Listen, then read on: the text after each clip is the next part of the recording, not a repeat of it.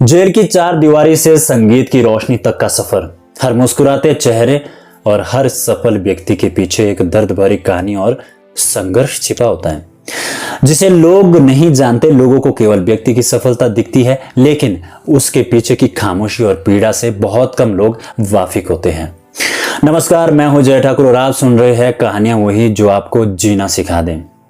आज हम आपको सिरमौर जिले के एक ऐसे ही युवक की कहानी बताने जा रहे हैं जो आज हिमाचल प्रदेश में शान ए महफिल के नाम से मशहूर है। हर कोई उन्हें उनके संगीत के लिए जानता है। शायद ही कोई मंच होगा जहां इनके सुर न गूंजे हो, लेकिन यह बहुत कम लोग जानते हैं कि इन्होंने अपने जीवन के कई महीने जेल में भी बिताए हैं। ना जाने कितने बुरे दिन देखे, लेकिन जेल भी गए तो हजारों बच्चों के हक के लिए लड़ते हुए इस शख्स का जीवन सिखाता है कि जिंदगी दूसरा मौका हमेशा देती है। बस फर्क इतना है कि आप उस मौके को कैसे बुनते हैं। गांव से ही प्राथमिक शिक्षा पूरी करने के बाद इन्होंने अपनी उच्च शिक्षा के लिए शिमला का रुख किया, जहां से इनके जीवन का एक नया अध्याय शुरू हुआ। बचपन से ही संगीत से गहरा लगाव था। साल 2006 में ये ज्ञान विज्ञान समिति से जुड़े और सिरमौर जिले की लगभग 36 पंचायतों में जाकर संगीत के माध्यम से सामाजिक जागरूकता फैलाने का काम किया। समिति ने इनके हुनर को पहचाना और इन्हें आधिकारिक रूप से एडॉप्ट कर लिया। उनके रहन सहन का खर्चा उठाने की जिम्मेदारी ली और संगीत के जरिए सामाजिक जागरूकता फैलाने का दायित्व सौंपा। सब कुछ सुचारू रूप से चल रहा था, जीवन भी और संगीत भी। 2011 में ये छात्र संगठन SFI से जुड़ गए। संगीत अभी भी इनके जीवन का केंद्र था। उसी वर्ष इन्होंने शिमला के कोटशेरा कॉलेज में म्यूजिक विषय में दाखिला लिया। छात्र राजनीति में सक्रियता के चलते इन्हें 28 दिन कंढा जेल की हवा भी खानी पड़ी। ये वो समय था जब कोई भी टूट सकता था, लेकिन इनका जुनून नहीं टूटा। 2012 में जब कॉलेजों में रूसा सिस्टम लागू हुआ और फीस में लगभग 1500% की बढ़ोतरी हुई, तो ये पुनः अपने संगठन के साथ सड़कों पर उतरे। विधानसभा के बाहर लाठीचार्ज हुआ और फिर से जेल गए। इस बार 3 महीने के लिए केथू जेल बंद रहना पड़ा। ये कठिन दौर था, लेकिन इन्होंने संगीत से रिश्ता नहीं तोड़ा। जेल से ही म्यूजिक फाइनल ईयर की परीक्षाएं दी। MA का प्रवेश परीक्षा भी जेल से दी और MPhil की भी। MPhil की प्रवेश परीक्षा में वह 94% अंकों के साथ स्टेट में सेकंड टॉपर बने, लेकिन अभी भी संगीत ने वह मुकाम नहीं दिया था जिसकी तलाश थी। फिर आया साल 2020 का लॉकडाउन। सब कुछ ठप हो गया, ना राजनीति ना जीवन में ज्यादा उथल पुथल।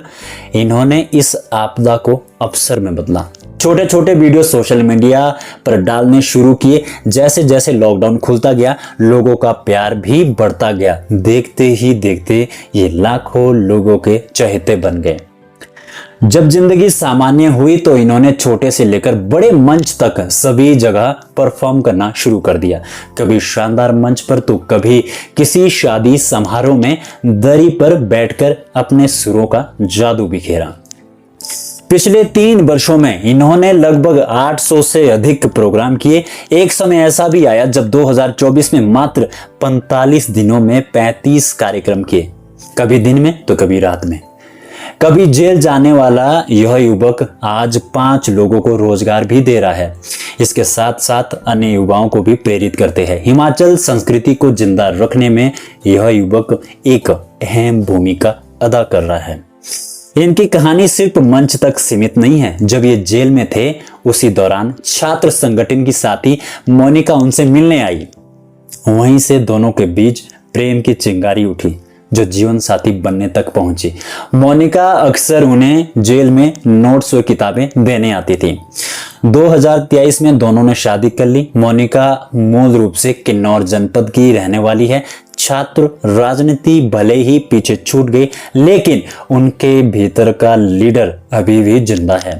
2023 में इन्होंने शिमला से काउंसलर का चुनाव लड़ा, हालांकि मात्र 200 वोटों से हार का सामना करना पड़ा।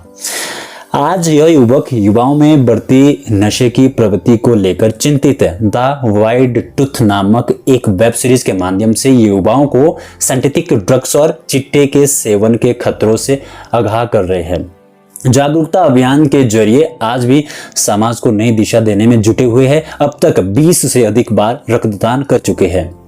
वे बताते हैं कि इस सफर में कई लोगों का साथ मिला, लेकिन वे विशेष रूप से अपने मित्र अंकुर का धन्यवाद करते हैं, जो वर्तमान में पांवटा साहिब में बिजली बोर्ड में एसडीओ के पद पर कार्यरत हैं। यही वो शख्स है जिन्होंने उन्हें शान महफिल का नाम दिया। जीवन में कई उतार चढ़ाव आए, लेकिन संगीत से प्रेम कभी कम नहीं हुआ। गाने बजाने का शौक तो बचपन से था, लेकिन इसे कैरियर बनाऊंगा यह कभी नहीं सोचा था। आज जब मंच पर गाता हूं और हजारों लोगों की तालियों और सुरों से जब मेरे साथ जुड़ते हैं तो संघर्ष के वो दिन भी याद आते हैं और ये सफलता भी। यह कोई और नहीं बल्कि लोक गायक कपिल शर्मा है, जिन्हें लोग शान महफिल के नाम से भी जानते हैं। हिमाचल प्रदेश के सिरमौर जिले के टिटियाना गांव के निवासी कपिल नौमी देवी और देवगंत दासूराम के घर जन्मे हैं। इस युवा ने संगीत की दुनिया में अपनी एक अलग पहचान बनाई है। कपिल शर्मा को आपने कितने मंचों से गाते हुए देखा है कि आपको भी ये उतने ही पसंद है जितनी मजेदार इनकी ये कहानी है। कमेंट करके हमें जरूर बताएं कि आपको ये कहानी कैसी लगी और साथ में बताएं कि यह कहानी आपको क्या सीख देती है। कहानी अच्छी लगे तो शेयर जरूर कर देना, ताकि लोगों को नई राह, नई सीख मिल सके। आप सुनते रहिए कहानियां वही जो आपको जीना सिखा दे। जल्दी मुलाकात करेंगे एक और नई कहानी के साथ। तब तक के लिए नमस्कार।